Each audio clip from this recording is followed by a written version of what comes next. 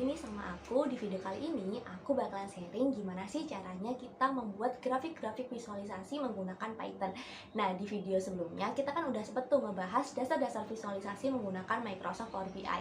Sekarang topiknya itu adalah sama, tapi tools atau alat yang digunakan untuk membuat visualisasi itu adalah Python. Dan di Python itu ada dua library teman-teman yang bisa kita gunakan untuk membuat suatu grafik visualisasi. Nah, yang pertama itu adalah Matplotlib dan yang kedua itu adalah Seaborn. Nah, apa sih bedanya dari keduanya? Jadi, kalau Seaborn itu merupakan library grafik visualisasi yang dibuat berdasarkan Matplotlib. Nah, kalau si Matplotlib sendiri itu merupakan package grafik visualisasi yang ada di Python. Jadi, bisa dibilang kalau si Seaborn itu merupakan anaknya si Matplotlib kayak gitu. Nah, bedanya itu ada di tampilannya teman-teman. Kalau si Seaborn itu tampilannya itu lebih cantik, lebih cakep, lebih estetik daripada si Matplotlib.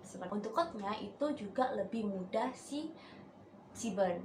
Nah, di video kali ini aku bakalan ngebahas gimana sih caranya membuat grafik visualisasi tapi menggunakan library Matplotlib seperti itu. Pasti ada penasaran kan? Yuk langsung aja kita eksekusi. Tapi sebelum kita eksekusi, jangan lupa untuk di like dan di subscribe akun YouTube aku biar aku semakin semangat untuk membuat konten-konten selanjutnya. Oke? Let's go! Langsung aja kita buka si Jupyter Notebooknya, karena di sini kita mau bikin suatu grafik visualisasi yang mana sumber data kita ini adalah CSV. Jadi kita perlu mengimport library yang kita butuhkan untuk mengolah suatu data frame. Nah, yang pertama kita mulai dari import pandas. Nah, jadi apa sih sebenarnya pandas itu? Nah, pandas ini merupakan library di Python yang berlisensi BSD dan open source yang menyediakan struktur data dan analisa data yang mudah digunakan. Jadi kalau misalnya nih kita mau menggabungkan suatu tabel, kita mau memilih suatu kolom, kita mau menghapus kolom, terus kita mau menggabungkan, menggrouping suatu data, terus membaca suatu file Excel, CSV, dan lain sebagainya, kita bisa menggunakan si pandas ini.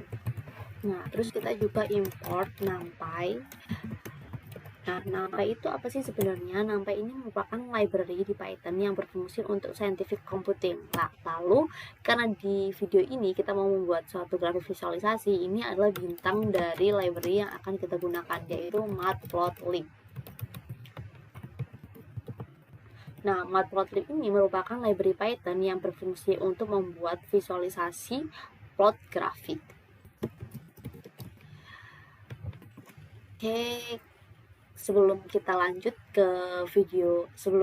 ke pembahasan selanjutnya, di sini aku bakalan sharing ke teman-teman mengenai dokumentasi dari Matplotlib itu seperti apa.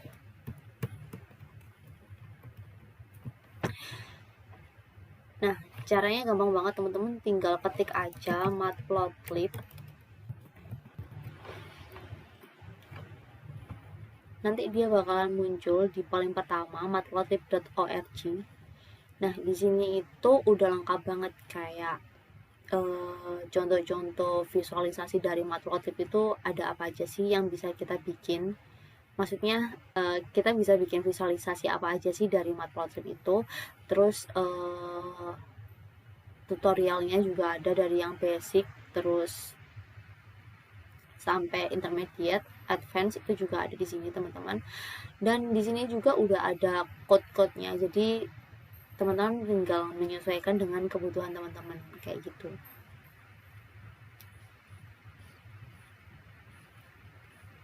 Oke, kita balik lagi ke Jupyter Notebook-nya. Sebelum kita bahas lagi, di sini aku mau ngasih lihat terlebih dahulu data yang kita punya tuh seperti apa sih. Nah, data yang kita punya itu sama kayak yang kemarin teman-teman, yang kita bikin visualisasi di Microsoft Power BI. Ada 16 kolom, supermarket sales datanya, dan untuk periodenya itu dari Januari sampai Maret.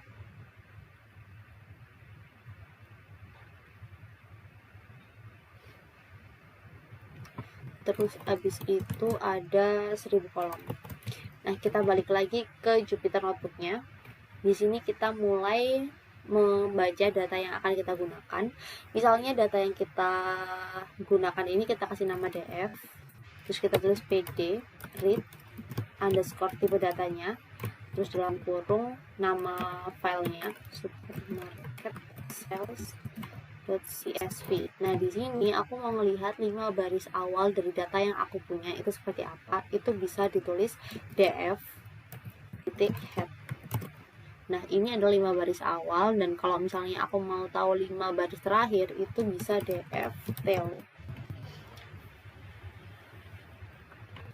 Ini aku bakalan mencontohkan gimana sih cara bikin visualisasi dari dokumentasi yang kita lihat. Nah, kalau di sini ini ada a simple example, suatu plot. Nah, kalau misalnya nih plotnya kita klik, dia itu bakalan muncul seperti ini teman-teman.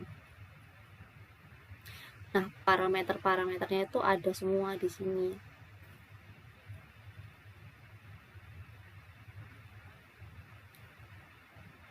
Dan bisa kita gunakan.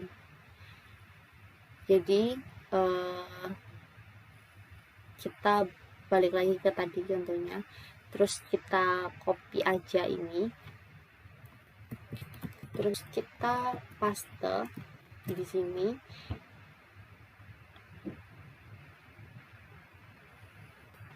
Ini hapus aja. Nah, karena kita kan datanya kan pakai data frame ya teman-teman, jadi kita bisa tulis kolom yang mau kita gunakan. Itu kan ada kolom date, terus habis itu yang kedua ada kolom gross income. Nah, kita kasih koma, data df plt show. Nah, masih berantakan kan, karena kita tuh belum lihat gitu tipe data kita itu gimana di Python ini, di data frame ini tipe data kita tuh kayak apa, kita masih belum lihat. Jadi sebelum kita membuat satu visualisasi, alangkah baiknya kita itu lihat-lihat dulu tipe datanya, terus ada nggak yang harus diganti kayak gitu. Misalnya nih di sekarang aku mau lihat tipe data dari kolom-kolom yang aku punya. Jadi di sini kita tulis df nama data yang kita kasih nama tadi, terus dtypes. Nah, di sini bisa kita lihat kalau kolom invoice ID sampai produk lain itu bentuknya objek itu string str. Nah, kalau kita lihat di sini date-nya itu bentuknya string teman-teman, bukan date time. Nah, untuk float itu adalah bilangan desimal, dan untuk int itu adalah integer bilangan 1, 2, 3, 4, 5 sampai seterusnya. Nah, berarti kita perlu nih ngerubah si date ini jadi tipe data tanggal. Caranya gimana? Itu kayak gini, kita tulis df date pd to underscore deadline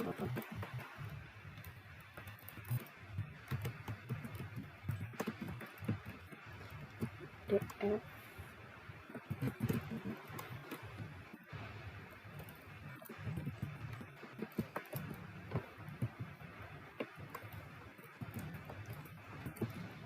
str of time.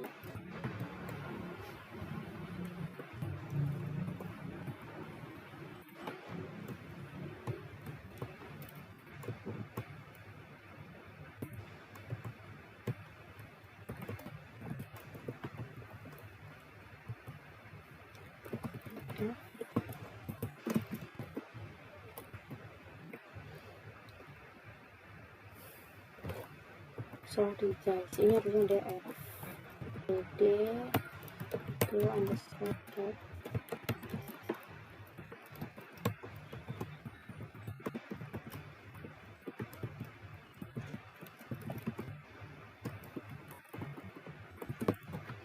Nah, sekarang kita lihat kalau ini udah date time tipenya. Terus selanjutnya aku mau sort dulu tanggalnya karena biar jadi data time series. Jadi kita tulis df sort underscore values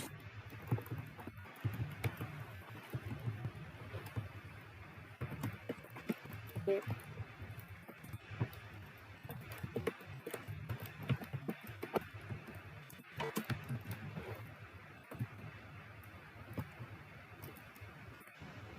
DF. Nah, ini udah ke sort dari tanggal 1 bulan 1 sampai tanggal 30 bulan 3. Oke, sekarang kita lakukan visualisasi lagi. Yang ini langsung aja kita copy, kita paste di sini. Nah, kalau kita lihat grafiknya tuh masih noise karena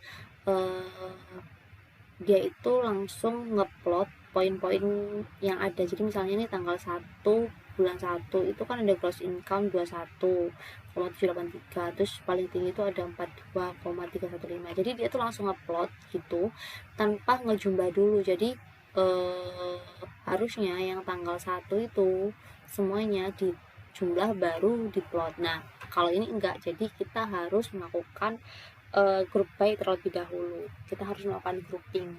Nah, misalnya di sini aku kasih nama DFGRP, terus ini aku tulis DF group by berdasarkan date, terus di sini aku tulis as underscore index false.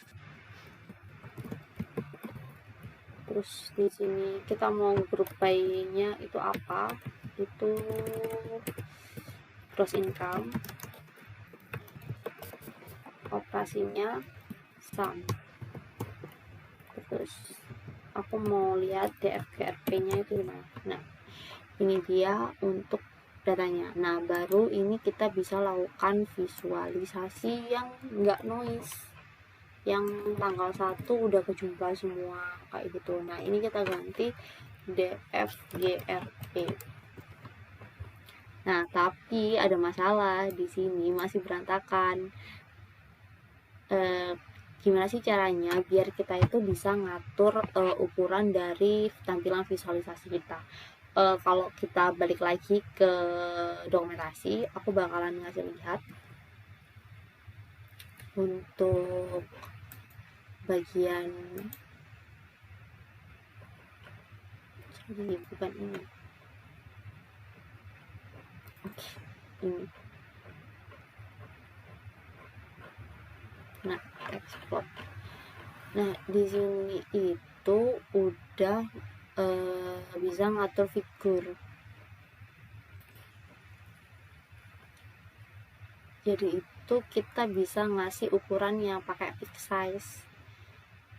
Ukuran gambar yang kita mau, kotaknya tadi itu seberapa, itu bisa kita atur. Nah, jadi aku mau nambahin ukurannya fixed size 10,8 misalnya. Nah, jadi lebih besar nih teman-teman. Jadi di Python itu juga ada apa ya namanya, pokoknya kita tuh mau bikin visualisasi tanggal gitu, time series. Nah, kita bisa memanfaatkan ini, bentar.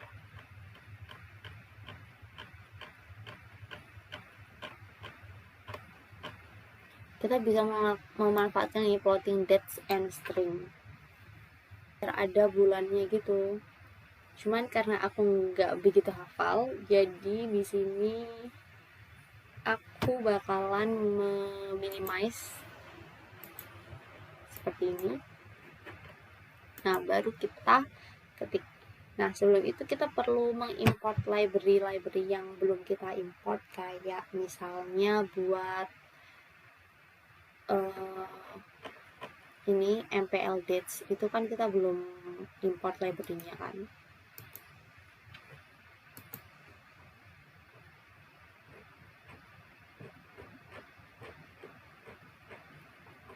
Nah, kita tuh harus import library-nya dulu. Jadi kita tulis from that time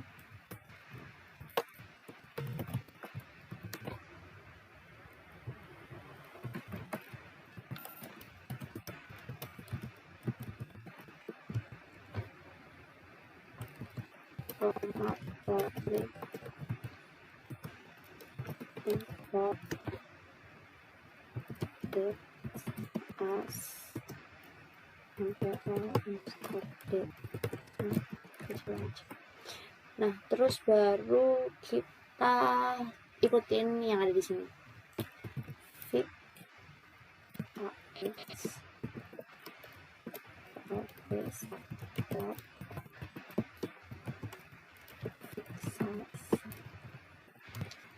samain sama ukuran yang tadi udah ada kan, udah pas gitu ya, enak dilihat. Terus untuk A exportnya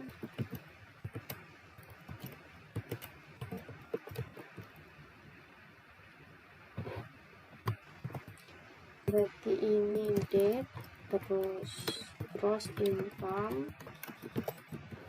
Data yang kita punya tadi DFGRP, data DFGRP.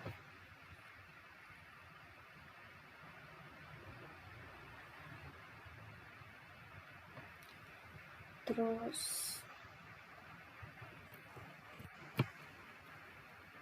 udah, langsung aja kita copy aja ini.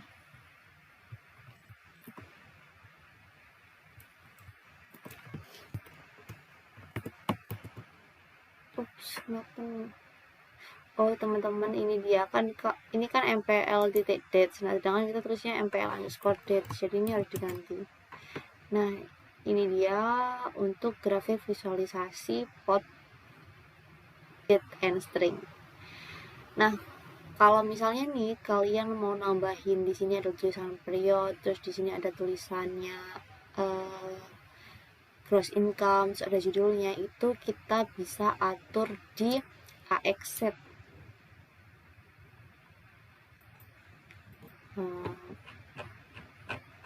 Wait, apakah sudah benar ini? Oh no.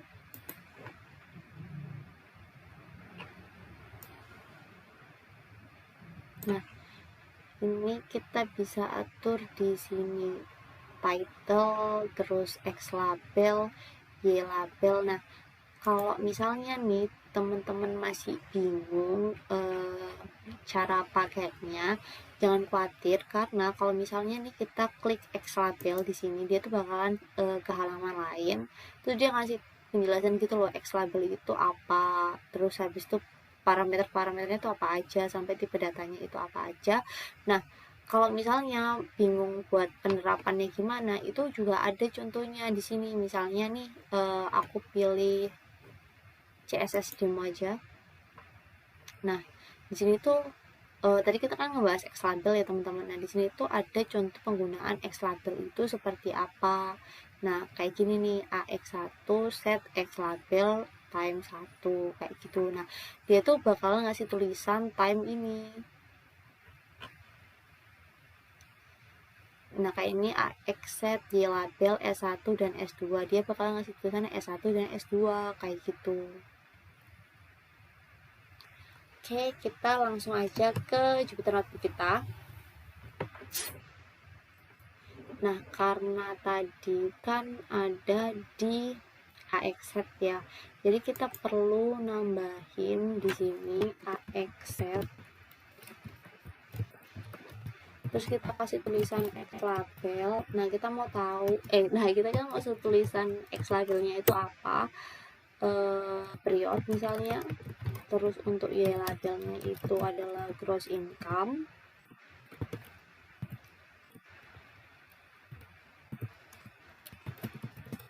Terus untuk judulnya itu adalah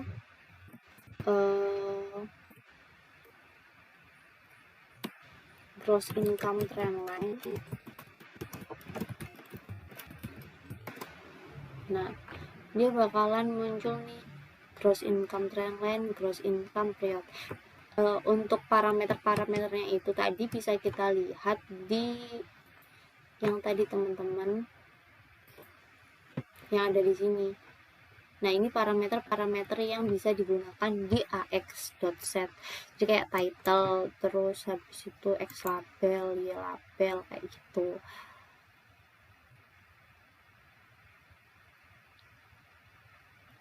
Terus kalau misalnya nih kalian mau nambahin marker di setiap plotnya itu, kita bisa aturnya tuh di AXplot. Ini aku bakal ngasih lihat dokumentasinya si AXplot.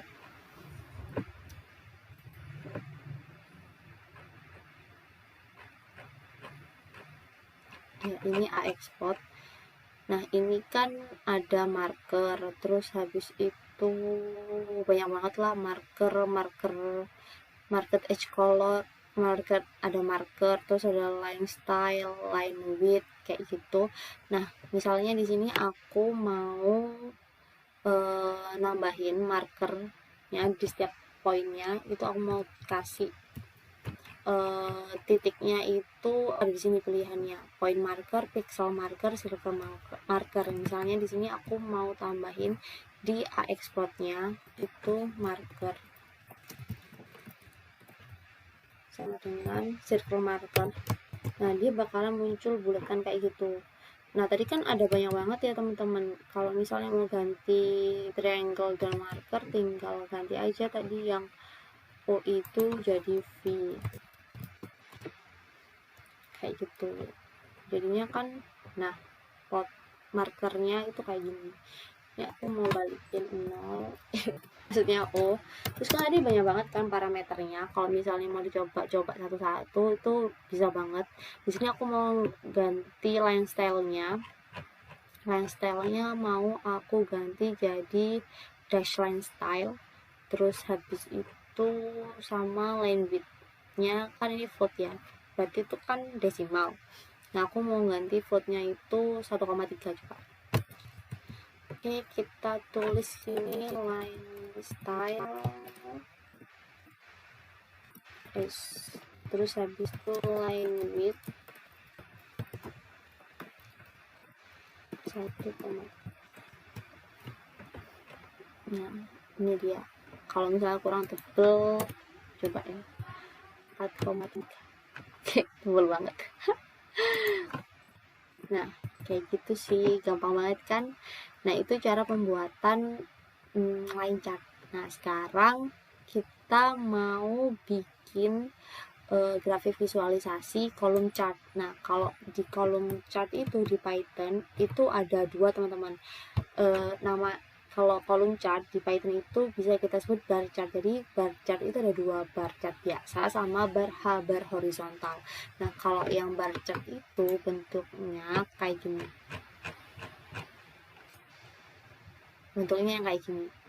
Nah, ini merupakan dokumentasinya.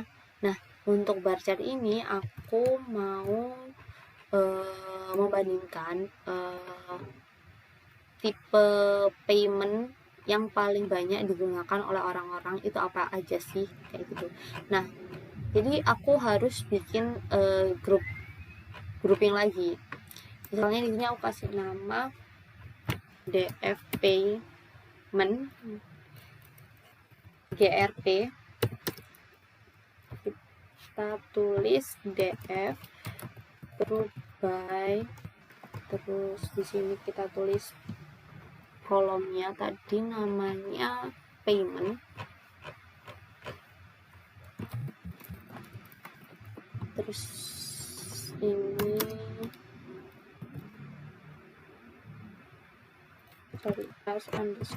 _index false, terus kita tulis invoice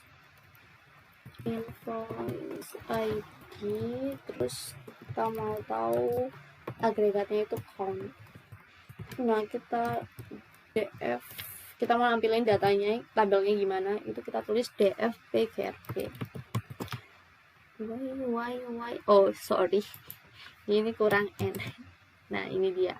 Nah, sebenarnya dari sini udah kelihatan sih tipe payment mana yang paling banyak digunakan, tapi karena kita mau membuat satu kolom chart, jadi kita balik lagi ke dokumentasi. Kita ambil contoh satu aja, misalnya ini grup bar chart with label. Nah, kita bisa langsung aja buat lihat sintaknya. Nah, sebenarnya tuh sama teman-teman kayak si line chart. Pertama kita harus tulis fig AX, habis itu nggak hafal guys, PLT subplot fig size 10,8. Nah, cuman kan kalau tadi kan namanya AX plot ya teman-teman, AX.plot. Nah, sekarang kita AX.bar dalam kurung. Nah, parameternya kita lihat di sini tadi.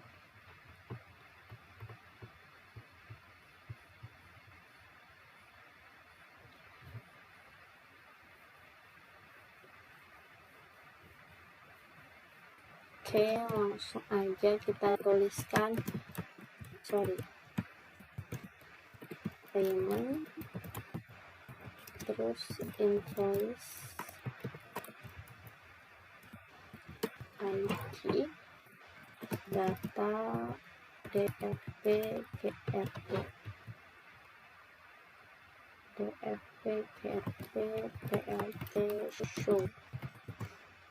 Why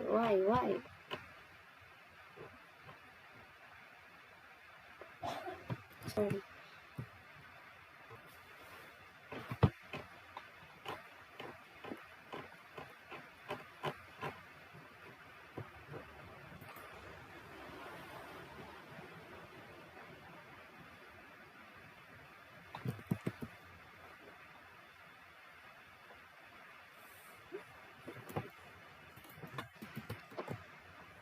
Kurang S. Nah, ini dia hasilnya, perbandingannya. Dari sini bisa kita lihat bahwa ternyata banyakkan e-wallet 345, e-wallet sama cash hampir mirip. Kita mau ganti width-nya, itu bisa kita tulis di sini width 0,8 misal. Itu di 0,3. Nah, jadinya kayak gini. Sekarang kita lanjut ke pie chart-nya. Sebelum ke pie chart, di sini aku bakalan tunjukin dokumentasinya si pie chart terlebih dahulu. Nah, ini dia pie chart. Kita bisa pilih basic pie chart buat jadi contoh. Kita copy aja.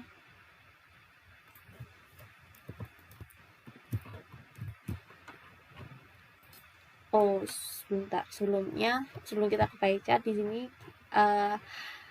aku bakalan nyajiin visualisasi yang menunjukkan apa ya, kali ya, produk yang paling banyak dibelanjain. Tapi untuk melihat komposisi rasanya kurang cocok. Buat contoh aja, di sini aku mau tahu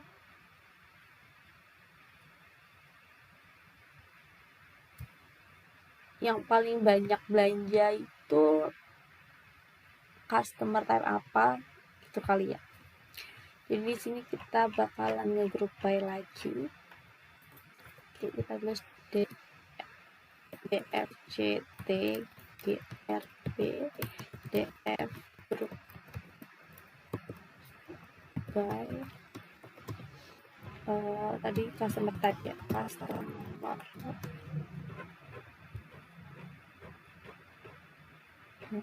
type-nya T-nya kecil. Customer type as index 5.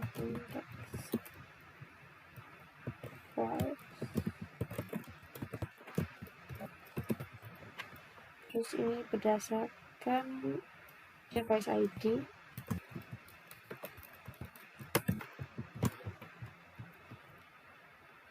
Terus kita count DFCT GRP, ternyata hampir sama guys. Nah, kita balik ke dokumentasinya, kita copy aja, kita paste di sini, terus kita cocokkan. Wait, sebelumnya kita lihat ini dulu teman-teman, aku mau nunjukin parameternya.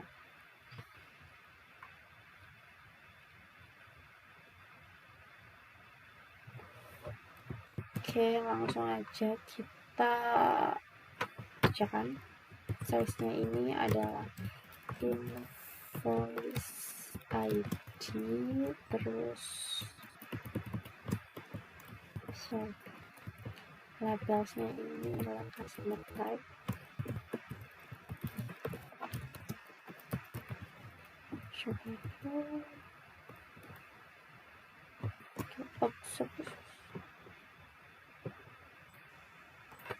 kita hapus dulu guys. Apa nih? Oke guys, kita di sini belum nulisin datanya, lantas saja nggak bisa. Data DFCT GRP, DFCT GRP. Nah, ini dia teman-teman. Semoga video ini bisa bermanfaat ya buat kita semua. Aku minta maaf kalau misalnya ada kekurangan dan kesalahan dalam video aku atau penjelasannya kurang jelas, bisa banget ditanyakan di kolom komentar, dan kalau misalnya ada saran ataupun apapun juga bisa banget ditulis di kolom komentar. Terima kasih untuk waktu dan kesempatannya sudah melihat video aku. Assalamualaikum warahmatullahi wabarakatuh.